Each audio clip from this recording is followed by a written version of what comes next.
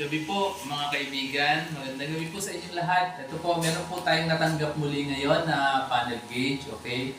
Ito po ay panel gauge ng Fortuner. Okay. So ngayon, araw po ngayon ng Martes, February 13. Okay po. So bukas po Valentine na. Happy Valentine po mga kaibigan sa inyong lahat. Okay. So ito po ay galing ng Cagayan de Oro. So shoutout po kay Ma'am Alma Luna. Okay. So hindi ko na po kumpletuhin yung pangalan, no. Yung apelyido. Okay. So Ma'am Alma, maraming salamat po sa inyong tiwala at suporta. So ito po mga kaibigan ay panel gauge ng Fortuner. So, ang issue po nito ay, I think ano po ito, nagpapatay sindi. So, may mga time minsan pagka, ang issue talaga nito pagka medyo malamig, mahirap po siyang mag-on. Okay. So, ngayon, ito po ang courier po nito ay LBC. So, mga taga LBC, ito po ay shinip po nung February 3, okay? So ngayon, it takes a long time, almost 10 days bago po namin na-receive.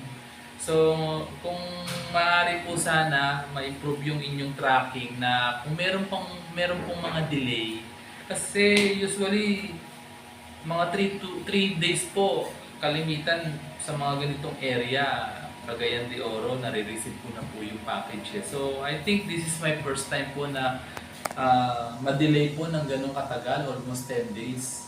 So doon po sa inyong listahan ng shipping date, pinakamatagal na po yung 6 days. So hindi ko po alam kung ano po nangyari, bakit po tumagal ng halos 10 araw. So paki-improve na lang po kung meron mga taga LBC dito na nanonood ng aking vlog. So pa-improve na lang po yung inyong shipping details kung hanggat maaari. Okay lang naman po kung matagalan, basta sana man lang po ay ilagay nyo doon sa details kapag ka-chinek po namin yung tracking number kung ano po yung reason bakit po madidelay. Kasi po sa ibang courier, meron pong mga nakalagay kung bakit po madidelay ng ganitong araw due to typhoon for the reason, or sometimes due to delay, traffic, or so whatever. So meron po silang nilalagay. Dito po wala eh. So anyway, so pa-improve na lang po ang mga taga LBC kung meron mga nanonood sa inyo. Pa-improve po yung tracking system niyo. Okay, so yan, umpisa na po natin to, no? Itong packaging po nito, kapag kasinip po natin dito sa customer, nililipat po natin dito sa ganito, no? Para mas matibay. Okay. So ngayon, buksan na po natin, no? Pasensya na po, medyo napatagal yung sermon ko dahil nga po dahil sa tagal po ng dating nito, dahil napaka-importante po kasi ng bawat package na pinapadala, lalo na kung merong oras na hinihintay. Okay.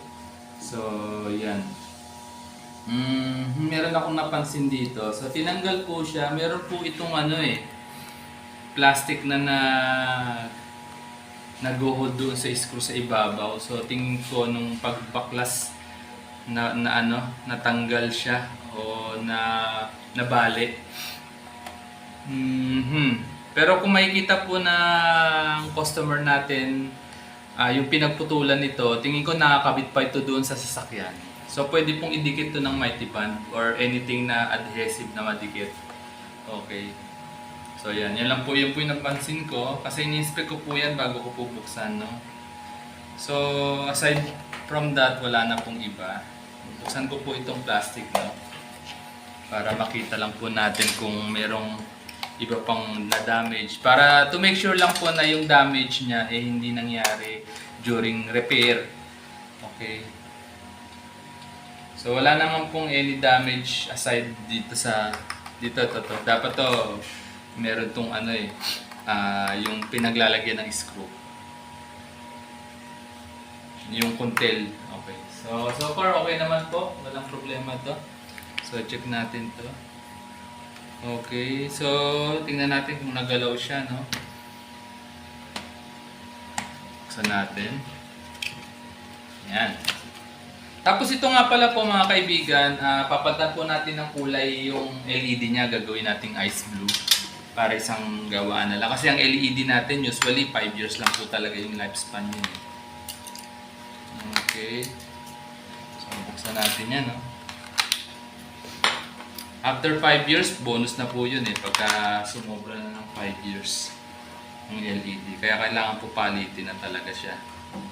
Lalo na pag malalayo, ini-insist ko po sa customer natin na, mga customer natin, lalo na pag malalayong lugar na isabay ng palitan yung LED para hindi na pabalik-balik yung gauge. Para hindi sayang po yung shipping. Okay. So, okay. So far, okay naman yung gauge niya. So, wala naman. Oops, may natanggal. Okay.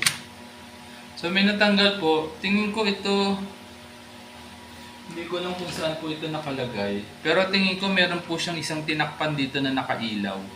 Usually ito, kalimitan tong inilalagay yun sa airbag. Tinatakpan po yung airbag niya. Kalimitan yun po ang nanonotice ko, no? Tinatakpan po yung airbag niya kasi may problema yung airbag. Kaya nilalagyan ng ganito, ng takip. Okay, so makikita naman natin yun mamaya. Okay, so yan. Tanggalin natin. Bigla na lang natanggal oh. So, yan. Okay, tanggalin natin ito. Okidoki. Tapos, yan. O yun, sunog na nga po yung mga ilaw oh. Ito, sunog na. May itim na siya. Palitin na talaga oh. Tama lang po yung decision ng ating customer. At the same time, ito, i-repair po natin ito mga kaibigan. Okay. So, ayan po. So, i-hold ko muna po yung ating video habang nire-repair po ito. Dahil it will take around 1 hour bago matapos, no? Then, after that, balikan ko po kayo na. Okay. Go. Ito na po mga kaibigan. So, natapos na natin after 1 hour. So, napalitan na po natin ng mga pyesa. Ito po. Nilagyan ko lang po ng antena or para po doon sa supply para mapagana natin. Kasi i-can po natin ng 12 volts to, no? Ayan, napagta po natin ng IC, capacitor, diode. Isang set po na yung ginagawa kong pinapalitan para pang matagalan na po.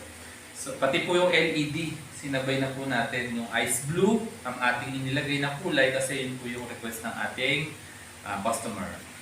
So, ito po yung mga pinalitan natin pyesa, yan, marami po yan. So, ito po yung LED, diode, IC, at saka yung capacitor. So, ito po ay papadala natin kasama nitong gauge, ipapadala natin sa customer para makita po nila. Okay, so supplyan na po natin siya, no? Okay. Ay, sorry, natanggal yung kakahinang. Okay. Yan. Supplyan natin siya ng 12 volts para makita natin yung resulta ng ilaw niya. Okay. Yan. 1. Teka, ano muna natin ito. Tayo muna natin. 1, 2, 3. Ayun, okay na. Ayan, ganda ice blue. So, bilangin po natin siya. Bali, total po yan 21, no? 21. 1, 2, 3, 4, 5, 6, 7, 8, 9, 10, 11, 12, 13, 14, 15, 16, 17, 18, 19, 20, 21. Yan, okay na po. So, kung matatandaan nyo kanina, mga kaibigan, itong parang takip na ito na kulay puti, dito po siya, ayan po yung airbag no, nakailaw. So, tinakpan po yan kasi may problema po yung, tingin ko may problema yung mismong sasakyan. Para hindi na po makita na umiilaw yan, tinakpan po niya doon sa mismong case nito para hindi na makita umiilaw siya. Usually ito ang ginagawa ng iba kapag may problema yung ano, at para hindi na makita ng mga kung nabili niyo ng second hand yung sasakyan, hindi na makita ng mga bibili or ng buyer. So ayan. So ibabalik po natin siya ulit, no? Kasi ito po yung original niya, no? Okay. So ito, linisin lang po natin. Kasi kalimitan po ang problema ng pagka umilaw yung airbag. So ang kalimitan niya yung flash spring na nasa manibela. Napupudpud po yun eh. So kinakailangan po talagang palitan ng bago. So siguro ito, nabili yata ito ng second hand. I don't know, no? Hindi ko lang sure, pero tinakpan po kasi yung yung airbag function. Ayan. Okay, so linisin lang po natin itong loob, no? Yung paglilinis po, pagtatanggal nito, meron po akong tutorial nito doon sa aking mga naunang vlog. So, check nyo na lang po, balikan nyo na lang po ito sa mga gusto mag-try ng DIY. At okay, try linisin. So, ayan. Okay. So, ayan. Ikabit na po natin ito. No? Ito, madali lang naman po ikabit siya. Naka-clip type lang naman to. Wala naman masyado siyang screw. Okay, yan. Ganda na. Tapos, ito kabit natin ito. Okay. Yan. Tapos next, yung LCD. Ito, ingatan nyo itong LCD nito kasi babasagin to eh. Ito. Wala tayong nabibiling ganyan. Ayan. I-press nyo lang siya. Pag mahirapan kayo i-press, huwag nyo pipilitin, no? Kasi baka naman mabali yung inyong paa niya. Okay. So, then, linis lang to. Ito mga kaibigan, sinalpa ko na kanina kasi medyo nag-lobat yung cellphone ko. So, inilagay ko na po itong ating needle, no? So, iikutin nyo lang po yan para malaman nyo kapag sinalpak nyo kung may sasayad or wala. Pag kami sumayad, iangat nyo lang ng konti. Pag wala naman, steady nyo lang, iangat nyo lang doon sa pinakataas. Para mamaya, pag pinawarap natin, magka-calibrate po yan. Okay, then itong cover. Yan. Itong cover nito, kailangan po natin siyang linisin. Kasi po, linisin niyo po ng acrylic cleaner yan. Para kumintab, lalo na yung loob. Kasi hindi po siya na-access ng linis dahil po bihira po itong matanggal, bihira pong baklasin or ngayon pa lang ito binaklas panigurado after more than 10 years po. Kaya lilinisin po natin rin natin ito. Ngayon madumi na oh. Natatrap kasi yung dumi dito, nag-i-stay. Para maging maganda rin yung yung resulta ng ating o yung liwanag ng ilaw niya na kinabit natin para maging buhay na buhay siya. Yan. Ayan, pintab na oh. Ganda. Yan. Okay. Yan, ganda na. So, ikabit na po natin siya. No? Okay. Yan. Very good.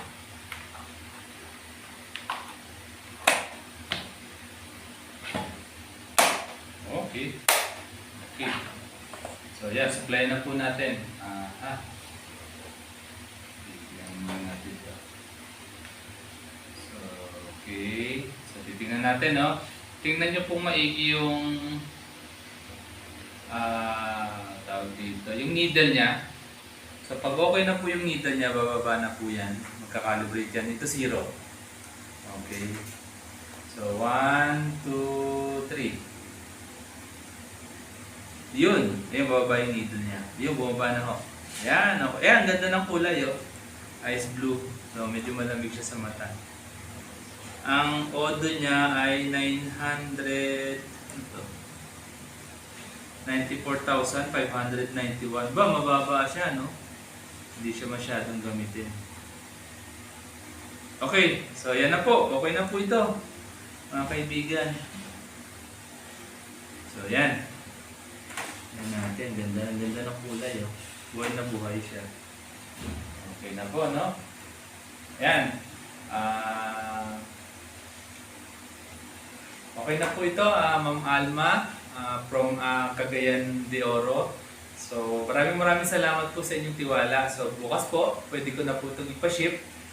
And at the same time, mga kaibigan, yung aking details po, nandun po sa description ng bawat vlog ko sa YouTube. Check nyo lang po doon kung saan po ako nagsiservice, pati po yung contact number ko. Andun na rin po, kompleto po yun. So muli mga kaibigan, maraming salamat po sa lahat ng inyong suporta. Magandang gabi po sa inyong lahat. Thank you po.